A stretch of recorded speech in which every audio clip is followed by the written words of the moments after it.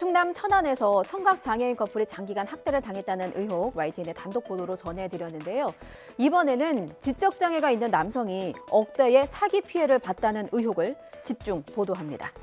40대 피해자는 10살 정도의 지능을 갖고 있었습니다. 금수만도 못한 가해자 3명은 하이에나처럼 달려들었습니다. 9개월 동안 피해자를 가두거나 욕하고 때리면서 금품도 빼앗았습니다. 차 사게에서 빼앗고 대출받게 해서 그 돈 빼앗고 그게 무려 1억 원이 넘습니다. 여기가 끝이 아닙니다. 치매 증상이 있는 80대 노모에게까지 마술을 뻗었습니다. 공장에서 일하며 한 푼 두 푼 소중히 모은 돈까지 갈취했고 충격에 빠진 노모는 병원에서 치료를 받았습니다. 양동훈 기자가 단독 보도합니다. 대전에 사는 A씨는 어머니가 입원했다는 소식을 듣고 병원을 찾아갔다가 오랜만에 40대 남동생을 만났습니다. 어수룩한 면이 있었던 동생은 A씨에게 최근 알게 된 3명한테 폭행과 갈취를 당했다고 털어놨습니다. 신고를 하자 경찰은 동생의 지능검사를 권유했습니다. 지능지수 51에 사회연령 10살 4개월로 지적장애에 해당한다는 진단이 나왔습니다. 자기들이 원하는 대답이 안 나오면은 막 소리 지르고 때리고 그래. 욕하고 때리고 목을 줄로 이렇게 발로 차고.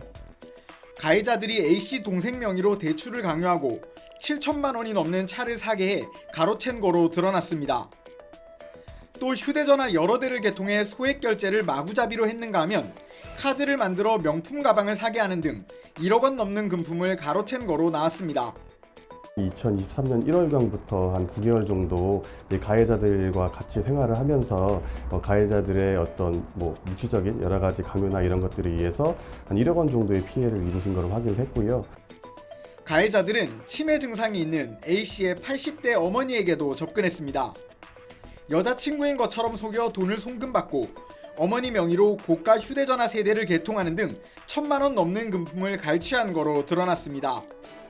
당뇨에 천식에 합병증에 지금 오셨어요. 그 돌아가실 뻔하고 살려놓은 거예요. 젓가락 공장 밤새 잠 못 자가면서 돈 버는 돈을 노인네한테 거짓말을 해가지고 사기를 쳐서. 일명 바리깡 폭행 사건 기억하실 겁니다. 여자친구를 삭발시키고 감금하고 성폭행한 것도 모자라 얼굴에 소변까지 봤던 남성. 소름 끼치는 엽기 폭행 사건 가해자에게 징역 7년이 선고됐습니다. 합의된 행동이었다면서 자신의 혐의를 부인했지만 이게 상식적으로 생각해봐도 누가 이런 행동에 합의를 합니까? 재판부가 받아들일 턱이 없습니다. 반성의 기미도 없다고 봤습니다. 그런데 선고 기일 직전에 공탁금은 또 1억 5천만 원을 냈다고 합니다. 당연하게 감형을 노렸겠죠. 억대의 돈은 공탁하면서도 미안하다, 잘못하다 그 말 한마디를 안 합니다. 문득 살인한 것도 아닌데 라던 가해자 부모의 지난 인터뷰가 떠오르네요. 피해자 측은 적은 형량이 못내 아쉽습니다. 내 딸은 깊은 충격으로 수차례 자해를 시도할 정도로 고통을 겪고 있는데 가해자는 고작 징역 7년이라니. 피해자는 공탁금 수령을 거부했고요. 검찰에 항소를 요청할 계획입니다. 신귀혜 기자입니다. 건장한 체격의 남성이 대화 도중 느닷없이 손찌검을 시작합니다. 폭행을 당한 여성은 다리를 절뚝거리며 계단을 내려갑니다. 피해자 B씨가 26살 남성 A씨의 폭력에 시달린 건 지난해 7월.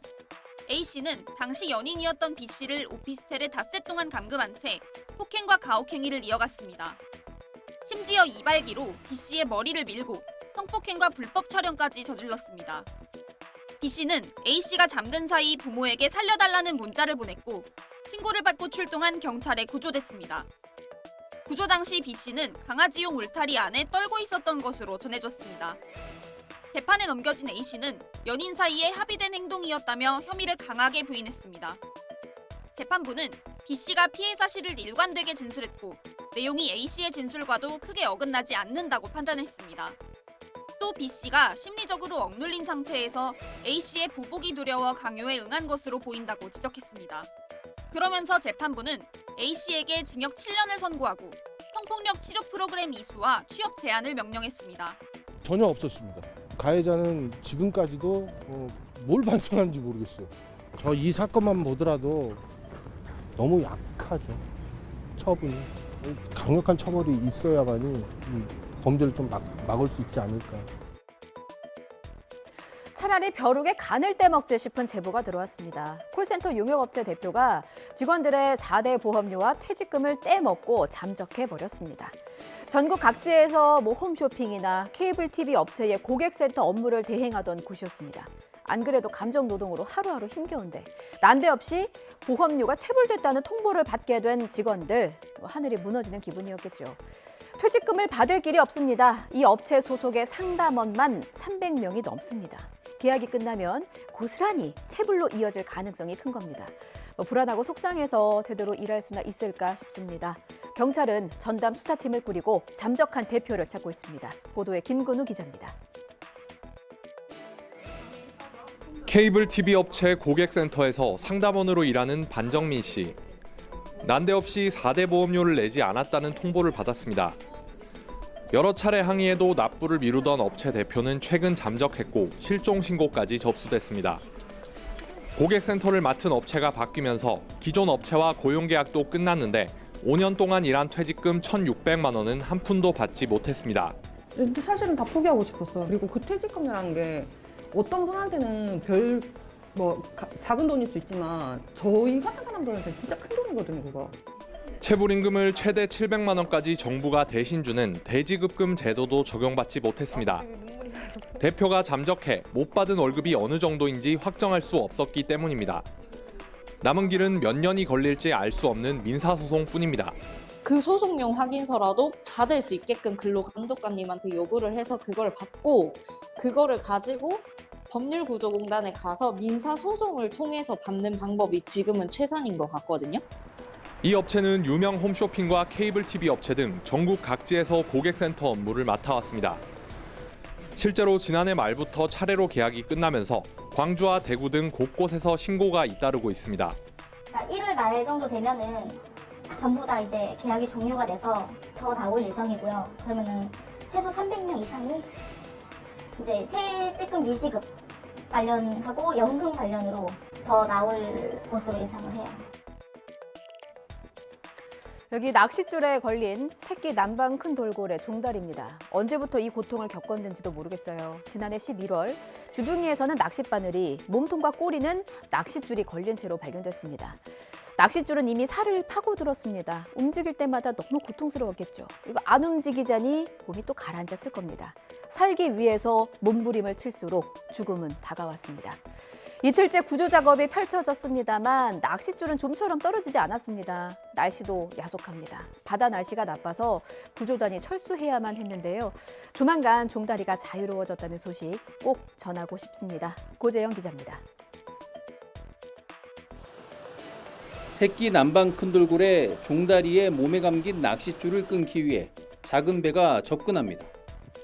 여러 번 시도하지만 돌고래가 물속에서 빠르게 움직여 쉽지 않습니다.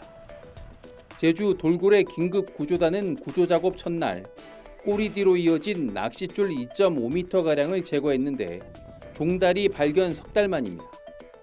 몸통을 감고 있는 낚싯줄이 더 큰 문제입니다. 수영을 할 때마다 살 속으로 계속 파고들어 고통을 주고 있습니다. 서로 안전하게 그 낚싯줄을 제거할 수 있는 방법은 여러 전문가들의 논의 끝에 이렇게 이제 장대로 저희가 조심스럽게 다가간 뒤에 낚싯줄을 끊어주는 것, 이거의 현재로서는 최선이다. 종다리는 꼬리에 묶인 낚싯줄 제거 이후 운동성이 활발해지는 등 상태가 나아졌습니다. 지금은 운동성이 훨씬 더 생긴 상황이고요. 이전에는 엄마랑 붙는 시간이 조금 덜했다면 지금은 엄마랑 같이 움직이면서 빠르게 움직이는 것을 확인할 수 있었습니다. 구조단은 종다리 몸통에 감긴 낚싯줄을 제거한 뒤 관찰을 통해 낚싯바늘 제거에 나설지 결정하기로 했습니다. 길 가던 남성들에게 무자비하게 흉기를 휘둘러서 4명을 죽거나 다치게 한 흉기 난동범 조선. 잠시 후인 오늘 오전 10시 반에 1심 선고가 있습니다. 앞서 검찰은 조선에게 사형을 선고해달라고 재판부에 요청했습니다. 조선이 범행을 부인하는 등 반성의 여지가 없다고 주장했습니다. 피해자와 유족은 눈물로 하루를 겨우겨우 채우고 있습니다. 국민 역시도 그날의 충격이 가시지 않았습니다. 누구나 누릴 수 있는 평범한 일상을 순식간에 공포로 몰고 간 조선. 여러 차례의 공판에서 조선이 보여준 태도는 분노 그 자체였습니다. 자신의 범행 영상을 보고는 귀를 막고 고개를 숙이는 등 강한 거부 반응을 보였었죠. 사망한 피해자의 동생은 눈물로 호소했었습니다. 유일한 형이 세상을 떠나게 돼 하늘이 무너지는 기분이다. 최대한 큰 형량을 받았으면 한다. 이 바람은 검찰도 마찬가지였습니다. 검찰은 지난 10일 조선이 범행을 부인하는 등 반성의 여지가 없다면서 사형을 구형했습니다. 반면 조선 측 변호인은 범행 당시에 사물을 변별할 능력이 없는 상태였고 살인할 고의도 없었다고 주장했습니다. 조선은 지난해 7월 서울 신림역 골목길에서 흉기를 휘둘러서 20대 남성 1명을 살해하고 30대 남성 3명을 다치게 한 혐의로 구속 기소됐습니다. 또 같은 날 범행했을 흉기를 서울 금천구 마트에서 훔쳐 택시에 무임승차하거나 유튜버를 모욕하는 게시글을 올린 혐의 등도 받고 있습니다. 1심 선고가 나오는 즉시 YTN 뉴스 속보로 전해드리겠습니다.